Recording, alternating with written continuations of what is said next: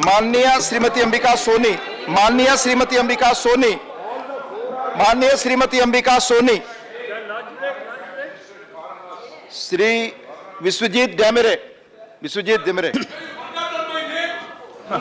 Will come, then I will call you, please take your seat. मैं आपको धन्यवाद देता हूं कि मुझे इस विषय पर बोलने के लिए आपने मौका दिया। वाइको जी को जल्दी बुला दीजिए, कोई दिक्कत नहीं है किसी को, इनको पहले नंबर दे दीजिए। बैठे वाइको जी, इसके बाद आप बोलिए। सभापति महोदय कर रहे हैं अभी। सर, मैं इस बिल को समर्थन करता हूं और ये बिल मैं सोचता हूं सर ये समय की आह्वान है, ये अत्यंत जरूरी था इसी समय में, देश के लिए, देश की कानूनी व्यवस्था के लिए, हमारे सार्वभौमत्व के लिए और देश की सुरक्षा के लिए।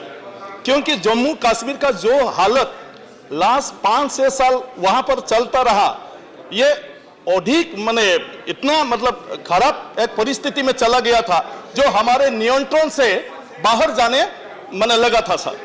तो इसको अगर नियंत्रण में लाना है तो डेफिनेटली जो प्रशासनिक व्यवस्था है इसमें थोड़ा सा बदलाव लाना जरूरी होता है। और आज यहाँ पर जो कॉन्स्टिट्यूशनल अमेंडमेंट करके जो यहाँ पर रीऑर्गेनाइजेशन, स्टेट को रीऑर्गेनाइजेशन करने के लिए व्यवस्था ली है, वो समय की आह्वान है। क्योंकि जब तक वहां पर अभी का जो एग्जिस्टिंग प्रोविजन से चलते रहेगा तब तक हमारी ये केंद्रीय सरकार के तरफ से वहां में माने कुछ बदलाव लाने के लिए जितना भी कोशिश क्यों ना करे, इसको हम कर नहीं सकता है। इसलिए हमारे संविधान में संशोधन लाना बहुत जरूरी था। और संशोधन लाना यह कोई इलीगल बात नहीं है, ये हमारे संविधान का ही वही व्यवस्था रहा।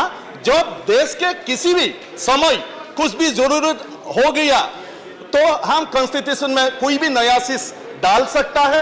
एग्जिस्टिंग कॉन्स्टिट्यूशन के किसी भी प्रोविजन को हम लोग निकाल भी सकता है हमारे देश की अच्छी कानूनी व्यवस्था के लिए।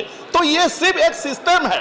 अगर मैं सोचता हूं जम्मू कश्मीर में आने वाले 10, 15, 20 साल में अगर नॉर्मलसी आ जाएगा, एक विश्वास आ जाएगा, तो यह संविधान संशोधन करके फिर उन लोगों को वापस राज्यों की मर्यादा भी दे सकता है।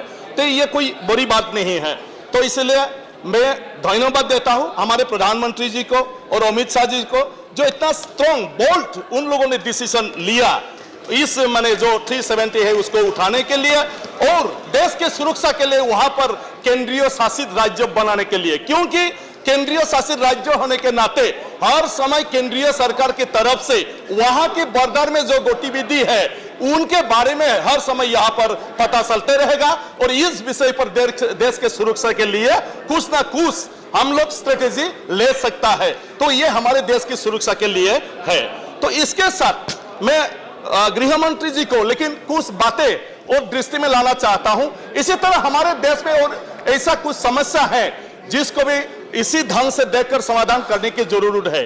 सर, मैं बताना चाहता हूं हमारे नॉर्थ ईस्ट में बहुत सारे ऐसे समुदाय जो पृथक राज्यों के मांग करके आ रहा है और पृथक राज्यों के मांग के बाद वहां के समस्या का समाधान करने के लिए कोई मतलब 6 शेड्यूल के जरिए कुछ वहां पर संवैधानिक प्रावधान किया गया है और इसके बाद भी वहां के लोग संतुष्ट नहीं है, सेपरेट स्टेट के डिमांड कर रहा है।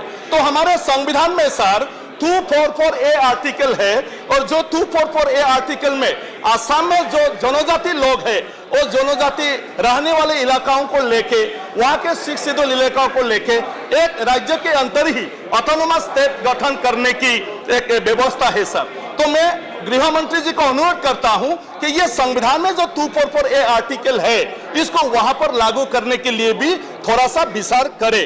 और इसके बाद जो बोडोलैंड, पृथक बोडोलैंड की मांग है सर, वो जो पृथक बोडोलैंड मांग कर रहा है वो भूटान के बॉर्डर में है सर। और जो भूटान है उसके साथ चाइना लगा हुआ है।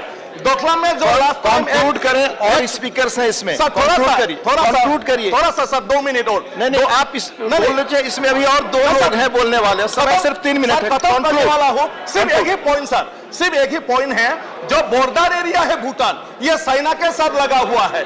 तो वहां पर भी जो पृथक राज्य बोडोलैंड की मांग कर रहा है वहां पर अगर यूनियन टेरिटरी दे सकता है तो वह चाइना के जो गतिविधि है इसको हमारे केंद्रीय सरकार की तरफ से मतलब देखभाल कर सकता है। तो मैं इसको अनुरोध करता हूं। तो इसी तरह कार्बी, दिमासा और गोरखा मणिपुर में सर ये सब उसके साथ संपर्क है, म्यांमार के साथ लगा हुआ है।